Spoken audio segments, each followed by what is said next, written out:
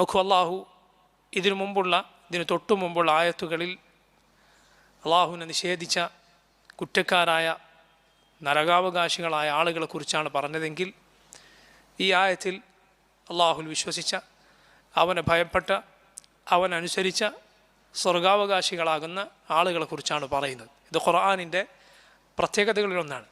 ഖുർആൻ മുതശാബിഹൻ മഥാനി, അള്ളാഹു ഖുർആനെ വിശേഷിപ്പിച്ചത് കാണാം മുതശാബിഹൻ മഥാനി, അത് പരസ്പര സാദൃശ്യമുള്ള ആയത്തുകളാണ്. ഒരിക്കലും ഒരിടത്ത് പറഞ്ഞതിനെതിര് മറ്റൊരിടത്ത് ഉണ്ടാവുകയില്ല.